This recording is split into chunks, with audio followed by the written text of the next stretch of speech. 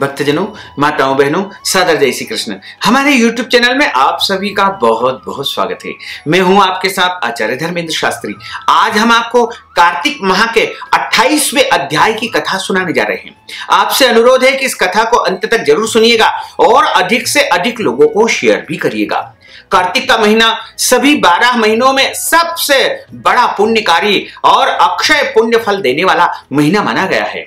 इस महीने में प्रातःकाल जल्दी स्नान करना तथा भगवान शालिग्राम का और तुलसी माता का पूजन करना, भगवान विष्णु जी का पूजन करना तथा ब्राह्मण को अन्नदान, गोदान, वस्त्र दान करना महान पुण्यकारी माना जाता है।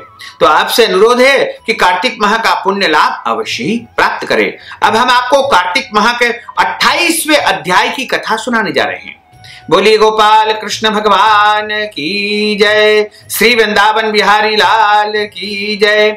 गुरुर् ब्रह्मा गुरुर्विष्णु गुरुर्देवो महेश्वरा, गुरु साक्षात् परब्रह्म तस्मै श्री गुरुवे नमः।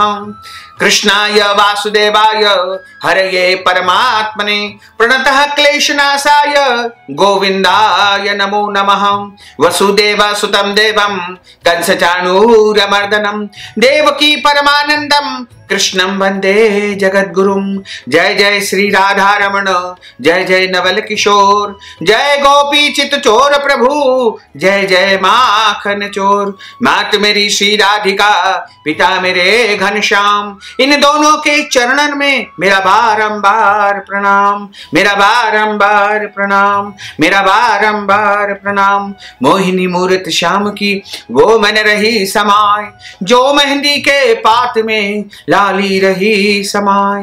धन यौवन एक दिन उड़ जाएंगे जैसे उड़े कपूर, मन मूर्ख तू राम भज क्यों चाटे जगधूर। राम कृष्ण दो एक है अंतर नहीं निमेष, इनके नयन गंभीर है उनके चपल विशेष। बोलिए श्री वृंदावन बिहारी लाल की जय, द्वारकाधीश भगवान की जय, श्री गोवर्धन नाथ भगवान की जय।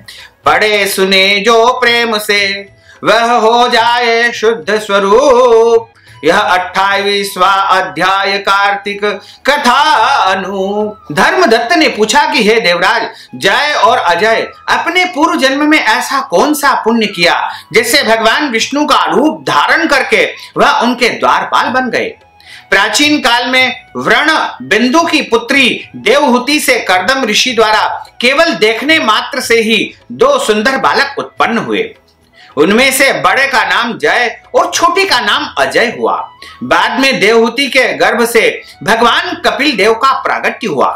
जय और अजय दोनों ही भगवान विष्णु के बड़े भक्त और धर्मात्मा थे। दोनों ही नित्य प्रति अष्टाक्षर महामंत्र का जाप किया करते थे और विष्णु भगवान का व्रत किया करते थे। भगवान इन दोनों भाइयों पर अत्यंत प्रसन्न थे। वे नित्य पूजा के समय इनको दर्शन दिया करते थे। एक समय राजा के निमंत्रण पर देवर्षि नारद जी गणों सहित राजा के यज्ञ में पधारे। उस यज्ञ में जय ने ब्रह्मा और अजय ने पुरोहित बन करके यज्ञ को संपूर्ण करवाया। यज्ञ की विधि पूर्वक समाप्ति हुई। मारुत राजा ने जय और अजय को बहुत सारा धन दिया। वह दोनों भाई दक्षिणा लेकर के अपने अपने आश्रम को चले गए। धन का बंटवारा करते समय दोनों भाइयों का आपस में झगड़ा हो गया। जय ने अजय से कहा कि धन का बराबर भाग होना चाहिए। अजय ने कहा कि जितना धन जिसको मिला है उतना धन उसी का ही है।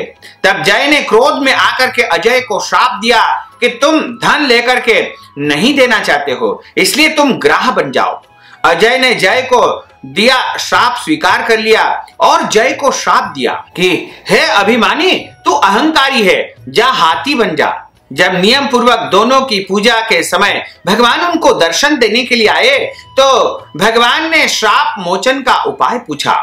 दोनों ने प्रभु से कहा कि हे देव, हम दोनों आपके भक्त हैं, मगर हम हाथी व ग्राह की योनि से कैसे छूटेंगे?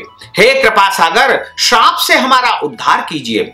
भगवान विष्णु ने कहा कि मेरे भक्तों की वाणी कभी असत्य नहीं होगी, यमराज भी इसको अन्यथा नहीं कर सकते हैं। पूर्व काल में मुझे भक्तराज प्रहलाद के कहने पर एक स्तंभ यानी खंबे से प्रकट होना पड़ा था और राजा अम्बरीश के कहने पर 10 अवतार लेने पड़े थे।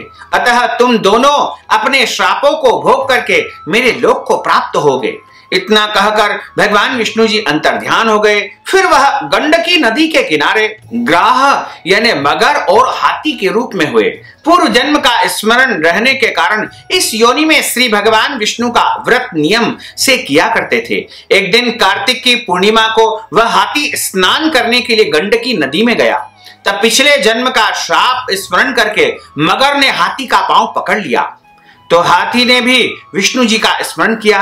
फिर क्या था, तुरंत ही शंख चक्र गदा पद्मधारी भगवान ने अपने सुदर्शन चक्र द्वारा उन दोनों को अपने जैसा रूप देकर के उन्हें वैकुंठ में ले गए।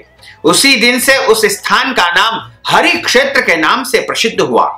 चक्र के आघात से वहां के पत्थरों में भी चिन्ह बने हुए हैं। वह दोनों जय और अजय के नाम से आज तक संसार में प्रसिद्ध है। हे प्रिय, आपने विष्णु जी के द्वारपालों के संबंध में जो प्रश्न किया था उसका विस्तृत उत्तर मैंने दे दिया है।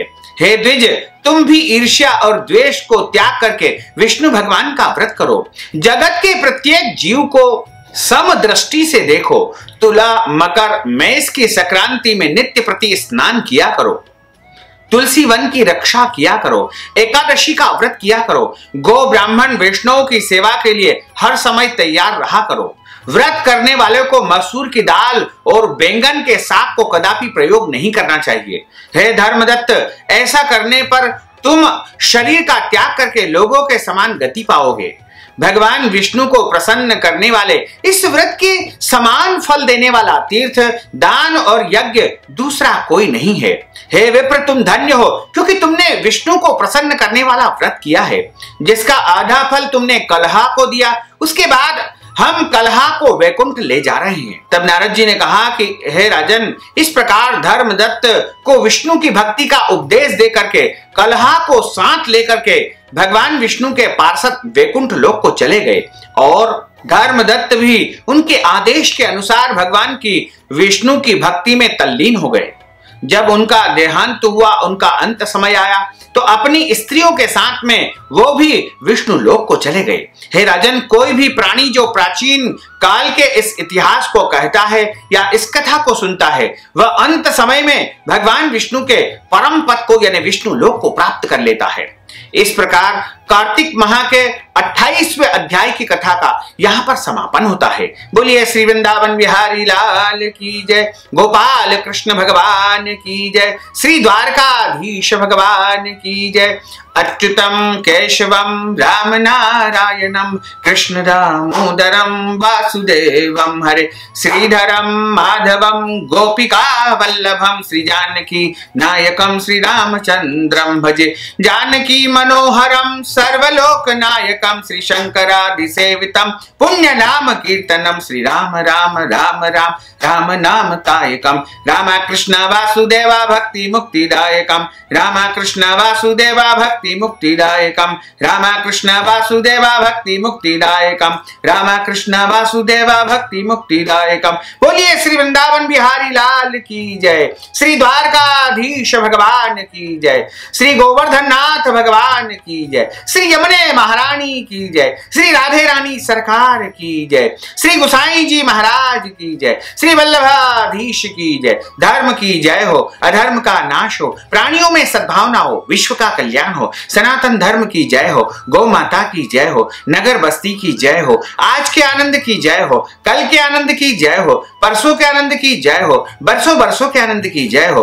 ओम नमः पार्वती पते, हर हर महादेव हर। भक्तजनों, माताओं, बहनों, आपने जो ज्ञानवर्धक कथा का श्रवण किया है, कथा सुनने के बाद यदि आप कथा के निमित्त धनराशि प्रदान करना चाहते हैं, दक्षिणा के स्वरूप आप दान पुण्य करना चाहते हैं, या कार्तिक माह के निमित्त कोई भी दान पुण्य आप नगद राशि के रूप में करना चाहते हैं, तो आप हमारे पेटीएम के माध्यम से, गूगल पे के माध्यम से, फोन पे के माध्यम से या अकाउंट नंबर के माध्यम से सीधे सीधे धनराशि पहुंचा करके कार्तिक माह का संपूर्ण पुण्य फल आप प्राप्त कर सकते हैं। साथ ही आपसे अनुरोध है कि इस ज्ञानवर्धक वीडियो को अधिक से अधिक लोगों को शेयर करिएगा, लाइक करिएगा, कमेंट करिएगा, और यदि अभी तक आपने सब्सक्राइब नहीं किया तो अभी और इसी समय सब्सक्राइब अवश्य कर लीजिए। आपको और आपके पूरे परिवार को सादर जय श्री कृष्ण, सदा धन्यवाद।